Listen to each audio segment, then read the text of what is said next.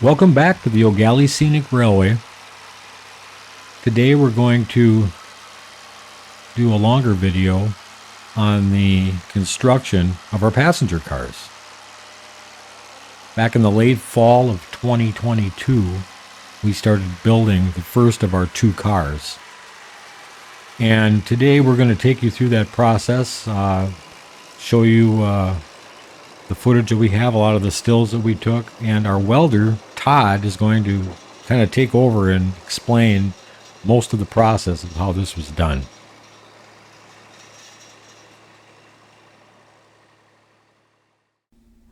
Hello, so I'm going to talk a little bit about the welding procedure for building a passenger car.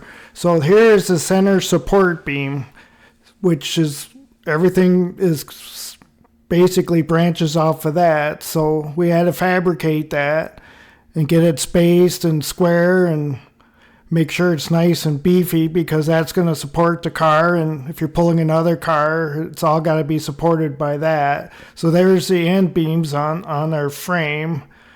And then we got to get that all nice and square, because you don't want a crooked car. So they were putting on the long ones, the long beams, and making sure they're level. And then we started filling them in with smaller cross beams. We had to cut and notch every one of them to fit. And there I'm welding them in there. So it's coming along pretty good there. We get the center cross beams. All right. Phil, tell us what we're looking at here. We're looking at a frame, right? We're looking at a frame for a passenger car. The new passenger car is 30 feet long, 7 feet wide, 7.5 feet tall, roughly, through the interior of it. And just finished the superstructure of the frame. Now we're getting ready to add bolster plates. So, Todd, welding. Yes. This thing is welded everywhere. Yep. There's an enormous amount of welding here. And when Phil says he didn't do any of the welding, right? No. Okay, here we're going to get ready and flip the frame. So we put some 2-inch rods in the middle so we could pivot the frame and spin it over to weld on the back side. So here we are trying to lift it up level to flip it, because this is the first time we've done something like that. So we didn't know how good it was going to work or how balanced it would be, but it's pretty balanced really, really well. From the ends. So here we are, just making sure everything's secure and safe to get it up to the right height. So up it goes. And we're trying to keep it level so it don't bind. So it's going up. Everything seems to be looking really well. So get it up high enough, then it'll start to rotate. See, it's pretty level. There it goes. So we gotta go a little bit higher because we're hitting the sawhorses. So a little bit more. So it's going up.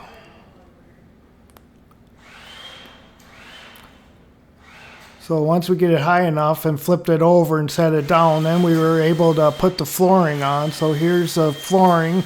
So once the flooring was on, then we had to pick it up to flip it up to weld the bottom side of the flooring. So here we are picking it up a second time. So it's going a lot smoother because we kind of knew what we were doing by this point. So everything was working really, really well that day. So here we are flipping it a second time.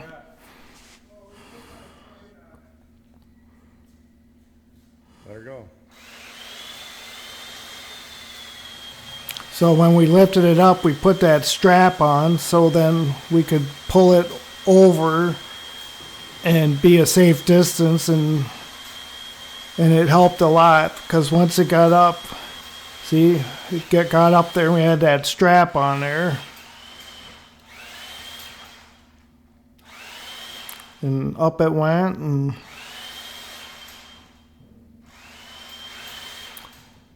Once it got high enough, then we could flip it over.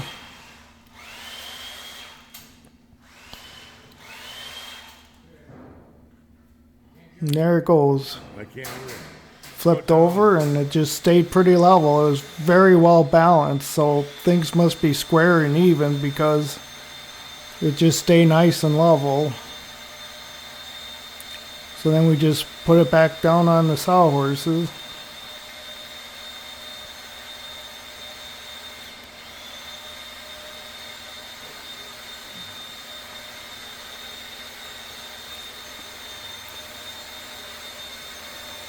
Here you can see the rods where we pivoted on. Nice. So this is the base, the frame for the new passenger car. We just flipped it over so Todd could finish welding it. Todd, take a... Yeah, I'll stitch it. And when I'm done, we'll prep it and weld it. Flip it over. Build a car and the bottom's done. We won't have to flip it anymore. Cool. And then these, so we're looking at the bottom of the car now. These are the bolsters that are going to go into the trucks. And so we got a 1/2 inch steel plate all the way across the bottom of the car. Then we got a 1.5 inch square there? Got 1.5 inch here, 1.5 inch bolster pan. Okay. So this bolster, this is called a body bolster, this whole assembly, and that sits directly above the same bolster on the truck below. Okay. And then of course the pin goes in the middle. Cool. Looking awesome. Yep. Looking awesome. Good job, guys. Yay. So here we have the bottom painted. So then we could flip it over and start construction on the sidewalls. There we are putting on the side. They're 1 inch tubes, so we put them on and got them level and straight. And there's the steps we built. That was a fun project. They turned out really, really well. So we got them on all 4 corners. So there we are putting in the angle braces. There's a lot of cutting and hand cutting and fitting to get everything to fit, but we got it done. There's another side view of the diagonal supports, and there's the upper support that the roof sits on.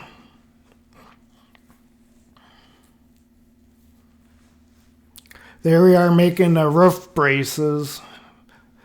Did them all by hand. You had to do a little bit and then tighten it and then run them through. We run them all through about 6 times.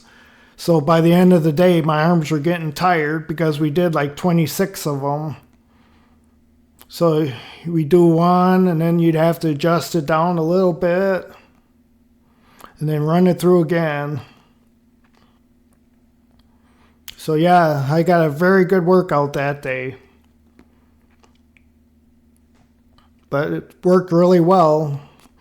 And then we had to make sure they were all even. If they weren't even, then we had to set it and tweak it. And then, because you want them even so the tin sits flat when you do the roof. So there we're checking to see if it lines up. And nope, we got to go a little bit more. So we adjust it and run it through again. And keep doing them until they're perfect.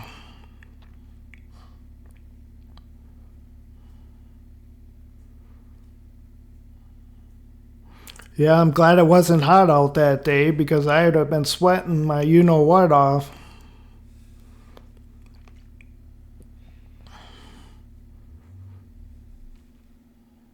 So there, got a good one. So then we got them all done. See, they look pretty uniform. There's some adjustment when we put them up there. And there's a fixture we use that Phil built. It worked very well to space them on there. And it held them nice and straight. So here we are putting it in a fixture.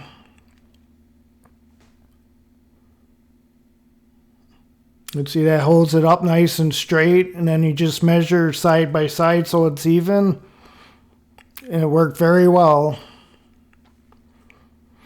Here we are welding the end one on. That's the last one we had to put on.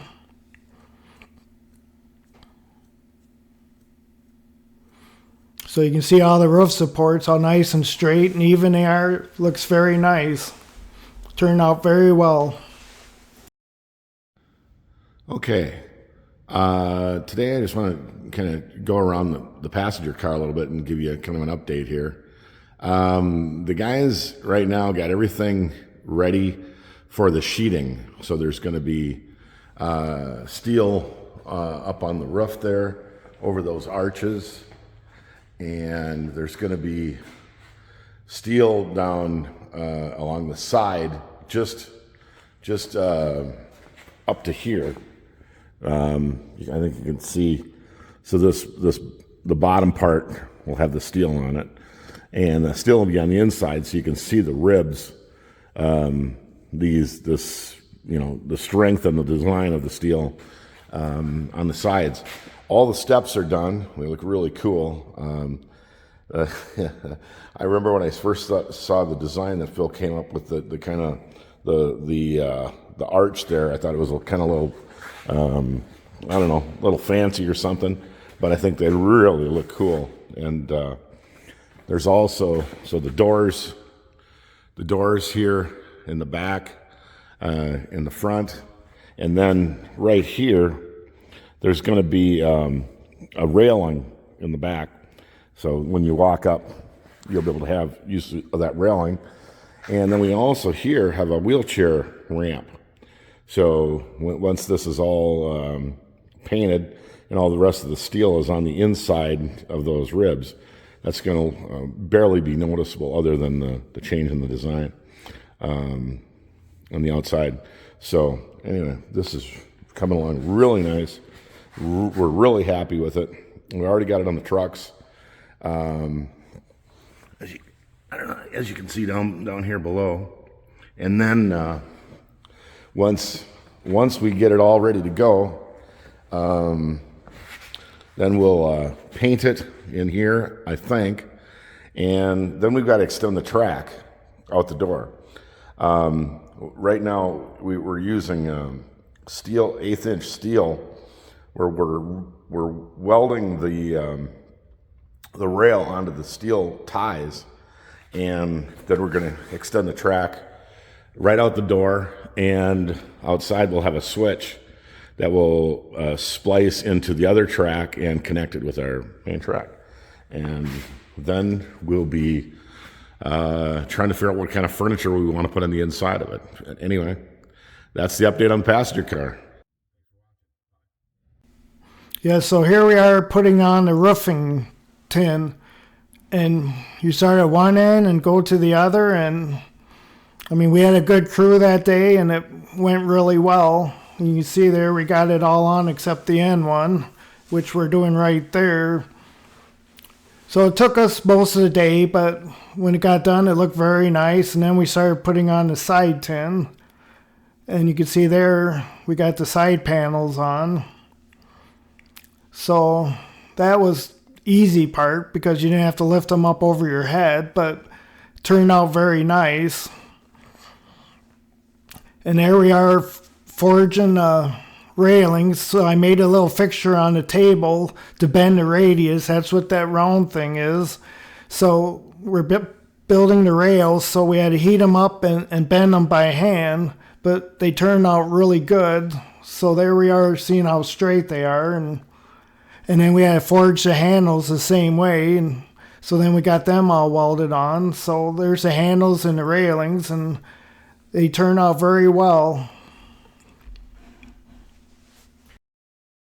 What are we doing here, Todd? Rework. So this is flimsy. Yeah. So now you got tubing. Yeah. Beef it up. Beef it up, because it's got to last 150 years, right? Yes. Okay.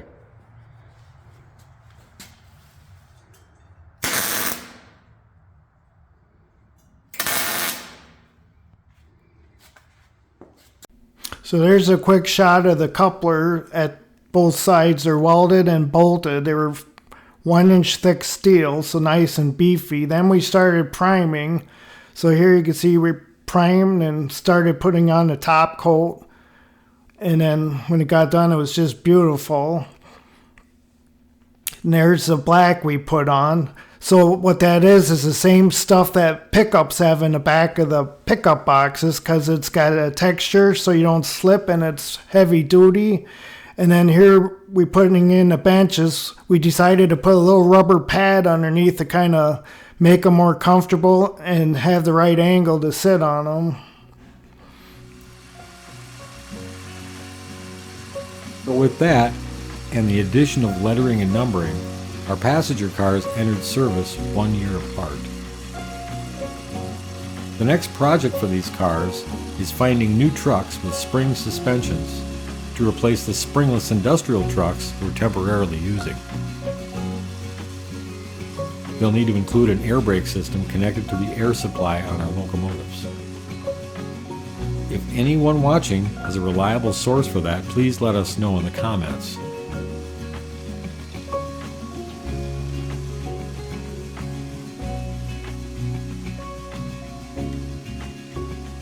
Thanks for watching, and we'll see you on the next one.